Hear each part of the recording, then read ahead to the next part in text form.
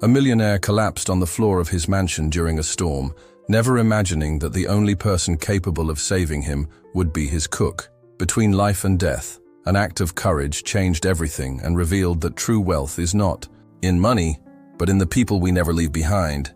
Get ready, because this story will touch your heart. Subscribe to the channel, leave your like on this video, and comment where you're watching from.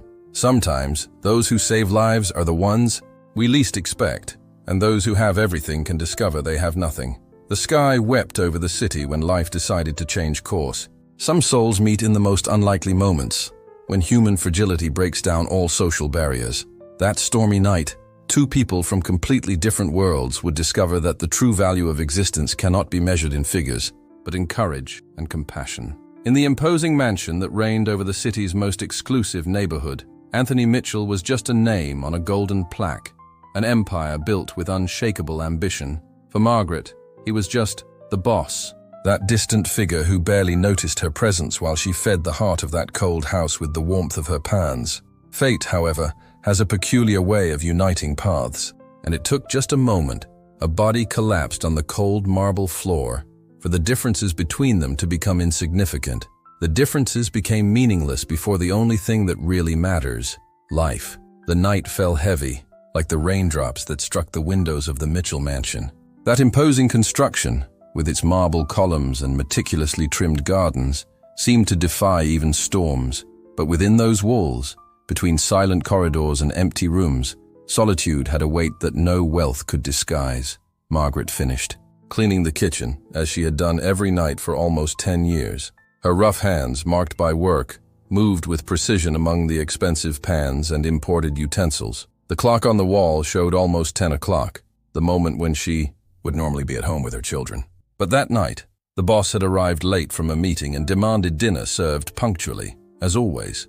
She put the last plate in the cupboard when she heard it. It was a dry, heavy sound, as if something or someone had collapsed against the floor. Margaret froze, breath suspended. She listened again, trying to identify the source of the noise. "Mr. Mitchell," she called, her voice echoing through the empty corridors. Only silence answered, interspersed with the drumming of rain on the windows. Something inside her triggered an alarm. That sound was not normal. She dried her hands on her apron and walked hurriedly down the corridor that led to the main hall. That's when she saw him. Anthony Mitchell, the man who had built a real estate development empire, who negotiated millions like someone exchanging coins, was lying on the floor. He was between the foot of the stairs and the imported Persian rug. His face, normally flushed with power and authoritarianism, was pale as wax. "My God," Margaret ran to him, kneeling beside the motionless body. "Mr. Mitchell, can you hear me?" She touched his face, then his pulse. There was a heartbeat, but it was weak, irregular. His breathing came in gasps, as if each inspiration required superhuman effort. His eyes were half closed, his gaze lost on the ceiling. Margaret felt panic growing in her chest. There was no one else in the house. The driver had already left. The housekeeper had left early due to a family problem. She was alone with a man on the verge of death. "I'll call an ambulance, hold on." She ran to the living room phone and dialed the emergency number with trembling fingers. "Emergency, what's your—" began the voice on the other end of the line. "My boss! He fell. He's not responding properly. He's breathing very badly." "What's the address, ma'am?" Margaret provided the details, but while speaking, she looked at the clock and at the storm outside. The mansion was away from downtown, on top of an exclusive condominium. With that rain, how long would the ambulance take? 20 minutes? Half an hour? "They're on their way, ma'am. Stay calm and don't move the victim." She hung up the phone and returned to the hall. She knelt again beside the boss, whose lips now had a slightly bluish tone. A cold sensation of terror ran down her spine. He wouldn't make it waiting for the ambulance. "Mr. Mitchell, can you hear me?" She tried again, holding his face in her hands. "Squeeze my hand if you're listening." No response. Just that increasingly difficult breathing, his chest rising and falling at irregular intervals. Margaret made a decision that would change both their lives forever. There was no time to wait. The nearest hospital was 15 minutes by car, if she drove fast. "Everything will be fine," she murmured, more to herself than to him. "I'll take you to the hospital." With a strength she didn't know she possessed, Margaret put her arms under his shoulders and dragged him across the floor. Every inch was a struggle. Anthony was a tall, heavy man, and she was a medium-height woman who was already past 50, but desperation amplified her strength. "Just a little more," she murmured, while pulling him toward the garage door. The rain fell relentlessly when she finally managed to open the car door, the imposing SUV that the boss used on weekends. With superhuman effort, Margaret pushed his body into the passenger seat, arranging him as best she could. Her hands trembled when she closed the door and ran to the driver's side. She had never driven such a large and powerful car. Her sweaty hands slipped on the leather steering wheel as she left the garage. The rain formed a curtain of water in front of her, and the windshield wipers worked frantically, unable to give complete clarity to her vision. "Hold on, boss," she murmured, dividing her attention between the slippery road and the unconscious man beside her. "Just a little more." Each red traffic light seemed to last an eternity. Each curve was a challenge on the wet pavement. Margaret exceeded the speed limit several times, ignored signs when there were no other cars nearby. Her heart beat so hard it seemed to want to escape from her chest. Beside her, Anthony emitted a low moan, almost inaudible, a sign of life that encouraged her to press the accelerator even harder. "We're almost there," she said, as if he could hear. "Just a few more minutes." When she finally spotted the hospital lights, Margaret felt tears mixing with the sweat running down her face. She braked abruptly at the emergency entrance, ignoring the parking sign. She jumped out of the car, running inside despite the torrential rain. "Help!" she screamed as soon as she crossed the automatic doors. "Please, my boss is dying in the car!" Nurses and a doctor appeared immediately, following her to the vehicle. In a matter of seconds, they removed Anthony from the passenger seat, placing him on a stretcher. The scene passed like a blur before Margaret's eyes. The professionals running through the corridors, pushing the stretcher, shouting medical terms she didn't understand. And then he disappeared behind the double doors of the emergency room, leaving Margaret standing in the middle of the lobby, soaked by the rain, trembling from effort and fear. "Ma'am?" A nurse with a gentle face approached. "Are you a relative?" "No," Margaret replied, still in shock. "I'm the cook. It was just the two of us in the house when he collapsed. You need to fill out some forms with his information." Margaret nodded, feeling her legs weak. She followed the nurse to the reception counter, where she had to provide all the information she knew about her boss. Full name, age, address. About previous medical conditions she couldn't say. About allergies or medications, she also had no idea. Anthony Mitchell had always been just the man who barely noticed her presence, who left meal orders through the housekeeper. "Is there any family member we can contact?" asked the receptionist. Margaret thought for a moment. "He's divorced. He has a son who lives abroad, I think in England. I don't know his contact information." "I understand. And you, what's your full name?" "Margaret Thompson." "Mrs. Thompson, can you provide us with your phone number? We'll need to contact you if necessary." Margaret left her details, feeling a weight in her heart. How would she be received when the boss knew she had driven his very expensive car without permission? That she had made such a drastic decision without consulting anyone? But there was no alternative, she repeated to herself. His life was at stake. The following hours were the longest of her life. Sitting in an uncomfortable chair in the waiting room, Margaret watched the comings and goings of doctors and nurses. She watched the clock hand that moved slowly, the white floor that reflected the cold lights from the ceiling, the smell of hospital. Disinfectant permeated the air, mixing with the aroma of weak coffee that came from a machine in the corner. Her clothes were still damp, and the cold from the air conditioning made her body tremble occasionally. She thought of her children, who should be worried about her delay. She tried to call, but her old cell phone was out of battery. Almost 3 hours later, a tired-looking doctor approached her. "Mrs. Thompson?" Margaret jumped up, feeling her heart accelerate again. "How is he, doctor? Will he?" The doctor gestured for her to calm down. Mr. Mitchell suffered a cardiovascular collapse, aggravated by extreme stress and probably chronic poor nutrition. It was critical, but we managed to stabilize him. Will he recover? With proper care, yes. He'll need to stay hospitalized for a few days, and then he'll have to make significant changes to his lifestyle. The doctor paused, looking at her more carefully. "You saved his life, you know. If you had waited for the ambulance..." Margaret felt tears return to her eyes, this time with relief. "Can I see him? He's sedated now. It would be better for you to go home and rest and come back tomorrow. It's almost 1 in the morning." She nodded, suddenly aware of her own fatigue. Her legs ached, her back throbbed from the effort of dragging her boss, but there was still a practical concern.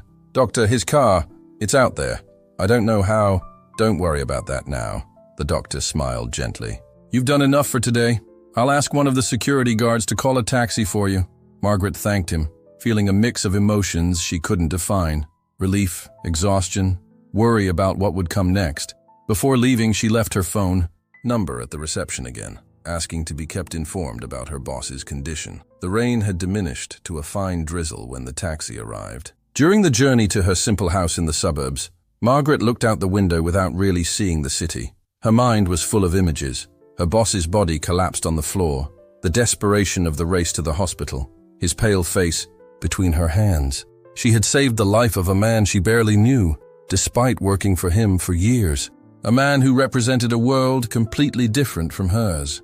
What irony of fate. When she finally arrived home, her children were already asleep. There were worried messages on the landline. She took a hot shower, trying to wash away not just the dirt, but also the stress of that night. Lying in bed with her eyes fixed on the peeling ceiling, Margaret wondered what tomorrow would be like. What would she say to her boss when he woke up? How would she explain her actions? Sleep took time to come, and when it did, it brought restless dreams of endless corridors and men collapsed on the floor. The next day, Margaret woke up before the alarm. Her body ached as if she had been run over, but there was an urgency inside her that didn't allow rest. She prepared breakfast for her children, quickly explained what had happened, and took the bus to the hospital. The morning traffic made the trip slow. Through the fogged window, Margaret watched the city awakening. Hurried workers, street vendors, students with heavy backpacks. Normal life continued for everyone, while hers had been completely altered in a single night. When she arrived at the hospital, a surprise awaited her. At the reception, an elegant middle-aged woman approached her as soon as she mentioned Anthony Mitchell's name. "You must be Mrs. Thompson," the woman said, extending her hand.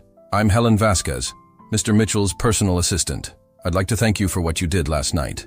Margaret shook the offered hand, suddenly feeling embarrassed in her simple clothes before the other woman's elegance. "How is he?" "Stable. He woke up a few hours ago, but he's still quite weak." Helen paused, observing her carefully. "He asked about you." "About me?" "Yes. The doctors told him what you did. He wants to see you." Margaret felt her stomach tighten. She didn't expect this. She imagined she would be reprimanded for overstepping boundaries, for driving her boss's car without permission. She expected, at best, a distant thank you, perhaps transmitted through Helen herself. "Come, I'll take you to his room." They walked through the hospital corridors in silence. Margaret noticed they were in a private area, reserved for patients with premium health plans or who could pay for exclusive rooms. The walls were a soft shade of blue. There were discreet paintings in the corridors, and the hospital smell seemed less intense. Helen stopped in front of a door and knocked gently before opening it. "Anthony, Mrs. Thompson is here." Margaret entered the room with hesitant steps. It was a spacious area, with a large window overlooking an internal garden. Anthony Mitchell was reclining on the bed, connected to monitors that emitted rhythmic beeps. His face was still pale, but no longer had that gray tone from the previous night. There was a fragility in his figure that Margaret had never associated with her always haughty and authoritarian boss. "I'll leave you two alone," Helen said, closing the door as she left. For a few moments there was only silence. Margaret remained standing near the door, not knowing exactly what to do or say. It was Anthony who finally broke the silence. "They told me you brought me to the hospital." His voice was hoarse, weaker than usual. "That you drove my car in the storm." Margaret nodded, pressing her hands together. "I apologize for taking your car without permission, sir." "But you were very ill, and the ambulance would take too long with that rain." Anthony interrupted her with a weak gesture. "I'm not angry, Margaret. I'm trying to thank you." She looked at him, surprised. In 10 years working in that house, it was the first time her boss had called her by name. "The doctors said I had a cardiovascular collapse, that if you had waited for the ambulance, I probably wouldn't be here." He paused, swallowing with difficulty. "You saved my life." Margaret felt her cheeks warm.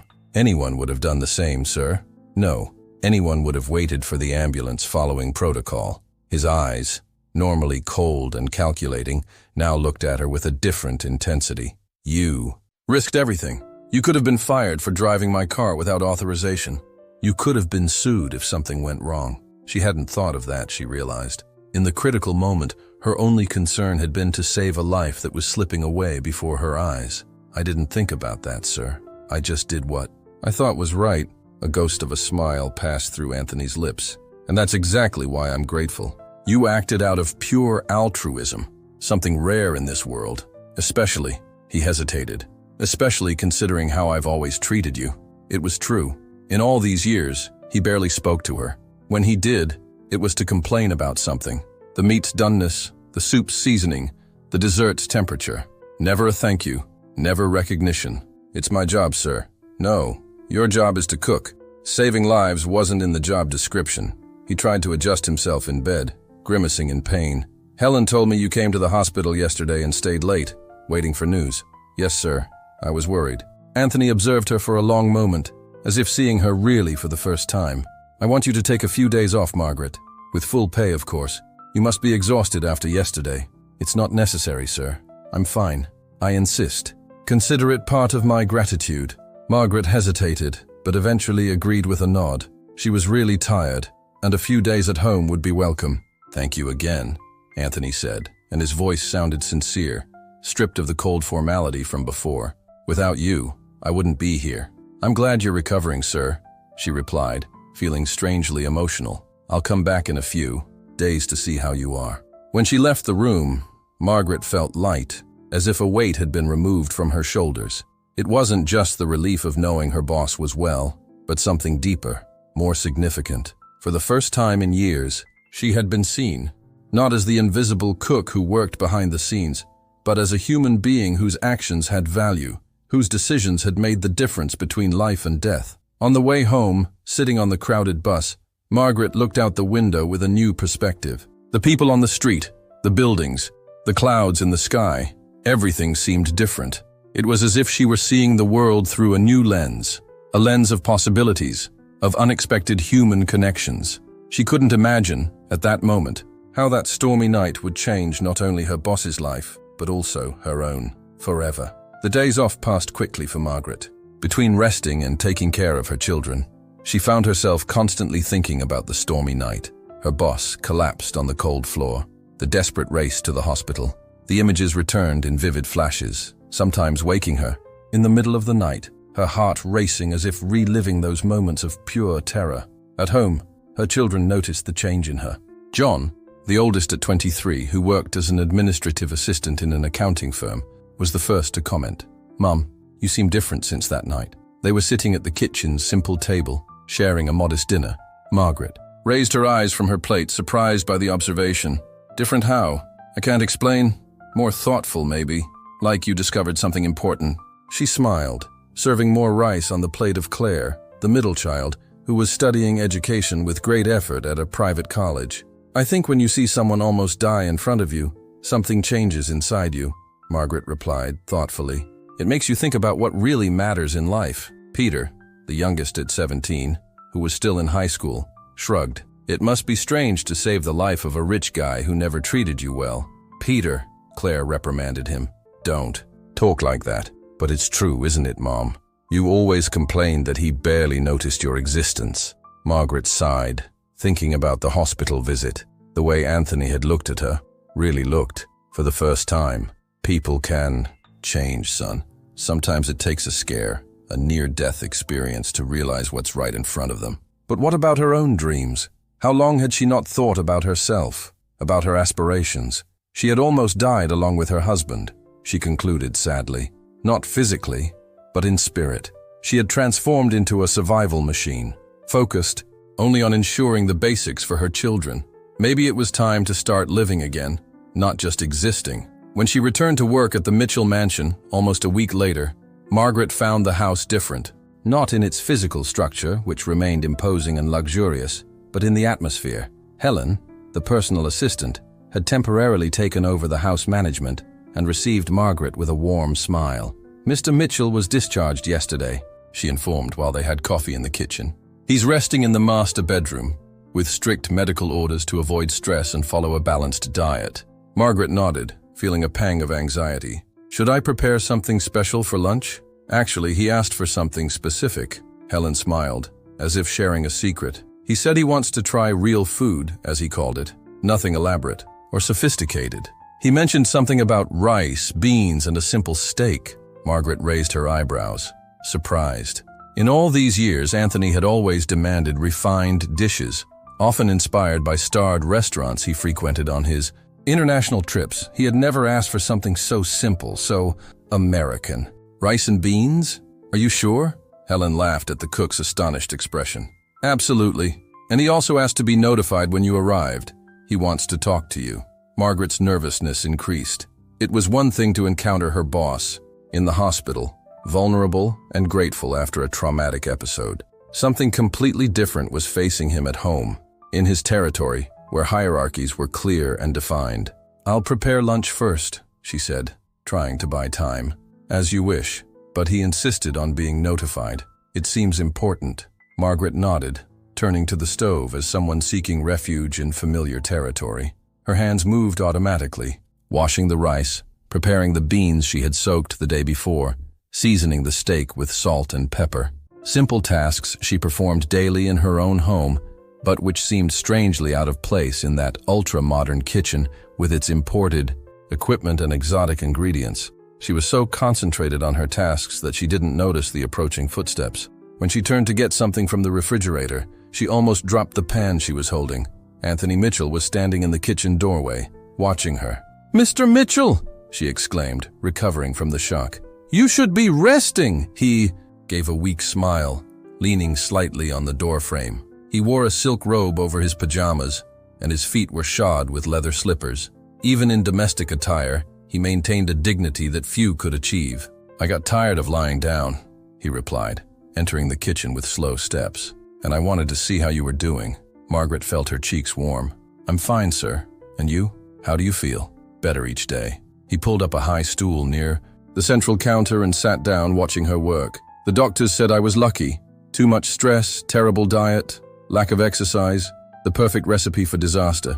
"You need to take better care of yourself," Margaret commented, and immediately regretted the audacity. It wasn't her place to give advice to her boss. But to her surprise, Anthony didn't seem offended. On the contrary, he nodded seriously. "That's exactly what everyone is telling me. And that's why I asked for a simple lunch today. I want to start changing my habits." Margaret returned her attention to the stove, stirring the rice that was beginning to cook. Silence settled in the kitchen. Not completely uncomfortable, but charged with something indefinable. "You know," Anthony broke the silence after a few minutes, "I had never entered this kitchen before." "Not really." Margaret looked at him, surprised.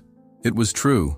In all these years, he had never ventured beyond the kitchen door. Meals were always served in the formal dining room or, when he was alone, in his office. "It's a good place," he continued, looking around.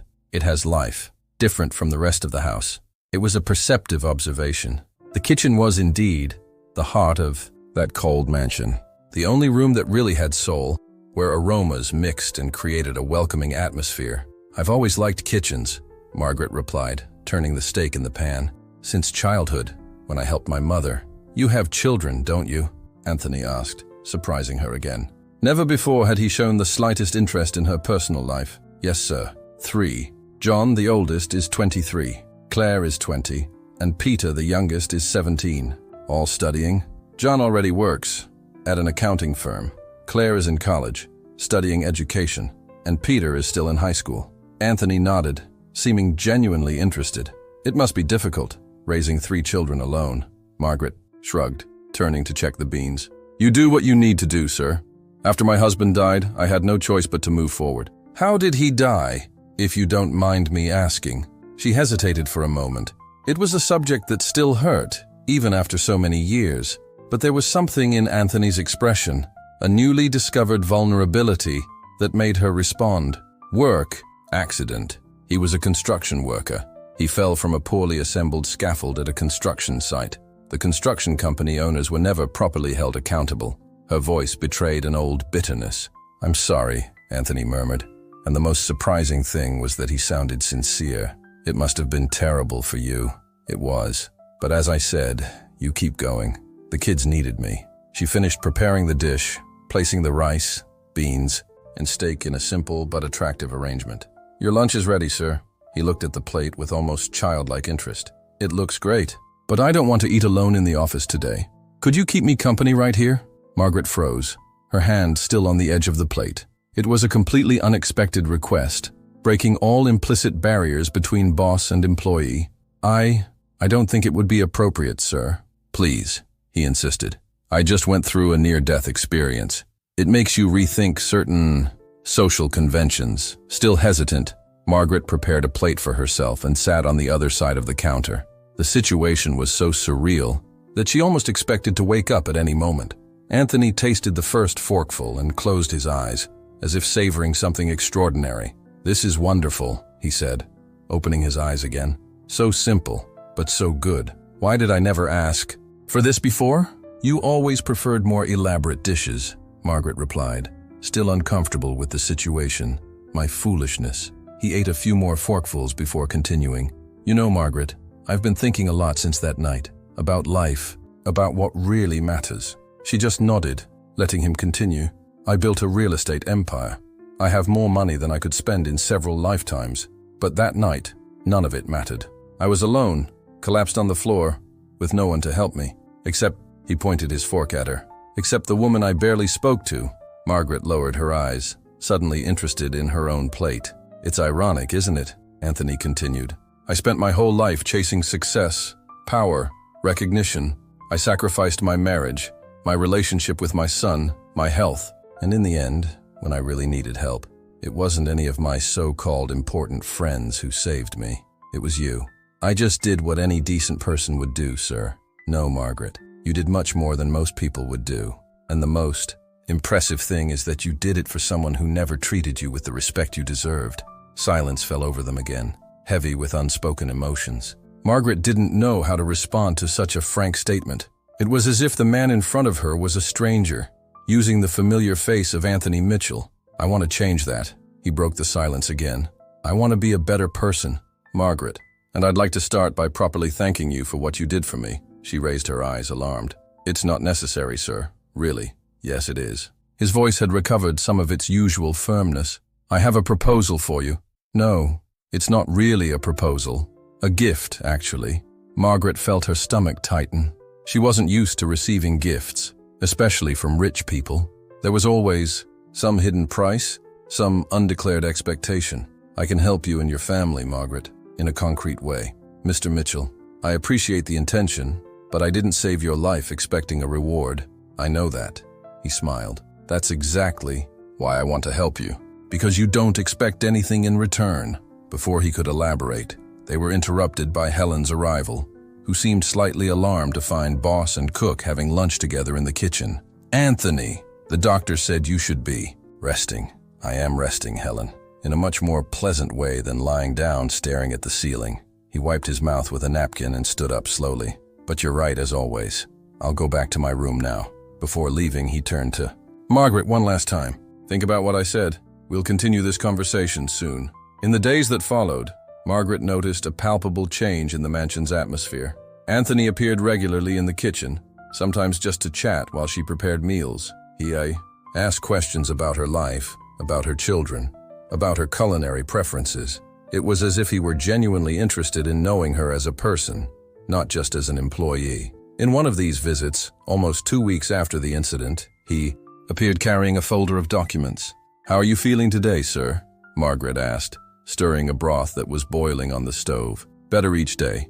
The doctors say I'm recovering well as long as I continue following the recommendations." He placed the folder on the counter. "Do you remember our conversation about helping you and your family?" Margaret felt her heart accelerate. She had hoped he had forgotten that idea, or at least reconsidered. "Yes, sir. I've been thinking a lot about it, about what could really make a difference in your life." He opened the folder, revealing some official documents, and I came to a conclusion. She left the wooden spoon beside the stove and approached. With hesitation, "Margaret, I want to offer you a house." The words hung in the air for a few seconds before she could process them completely. "A house?" "Yes. Your own property paid off in your name. 3 bedrooms, spacious living room, large kitchen, laundry area, and a small backyard. In a safe neighborhood, close to good schools, and with accessible public transportation." Margaret felt her legs weaken. She needed to lean on the counter to avoid falling. Her own home was a dream she had abandoned long ago. Impossible with her cook's salary, especially with Claire's college expenses. "Mr. Mitchell, I can't accept this. It's too much." "No, Margaret. It's the least I can do." His voice was soft but determined. "You saved my life. How do you put a price on that?" "But it must cost a fortune." Anthony dismissed with a wave of his hand. "For you, it's a life change. For me, honestly, it's an amount that won't be missed." One of the advantages of being absurdly rich is being able to do this kind of thing when it really matters. Margaret felt tears forming in her eyes. It was hard to believe this was really happening. "I don't know what to say." "Say yes," he smiled.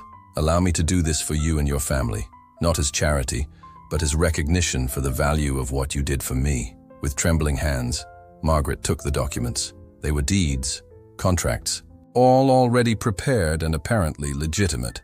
On the first page, there was a photo of a simple but beautiful house with a small front porch and a well-maintained garden. "It's in the Spring Garden neighborhood," Anthony explained.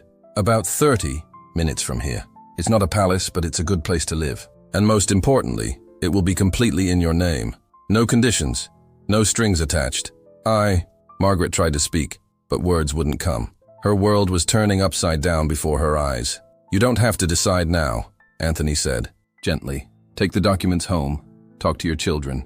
The house is already bought and ready for you to move in whenever you want." That night, sitting at the kitchen table in her small rented apartment, Margaret explained the situation to her children. The initial reaction was distrust, especially from John. "There's something wrong with this, Mom," he said, examining the documents with a frown. "Nobody gives a house as a gift, just like that, out of nowhere." "He said it's a thank you for me saving his life," Margaret explained, still barely believing it herself. "And you believe that?" Claire asked, equally skeptical. "A man like him who barely looked at you before?"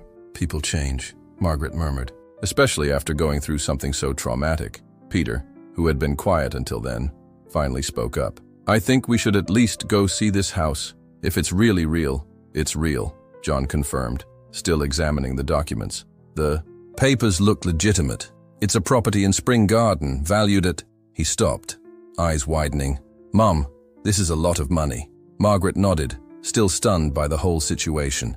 "I know. That's why it's being so hard to accept." "But why not accept?" Peter asked, with the impulsiveness characteristic of adolescence. "It's not like he can't afford it. The guy's a billionaire." "It's not that simple, son," Margaret sighed. "Accepting a gift of this size creates a kind of debt, not financial, but moral.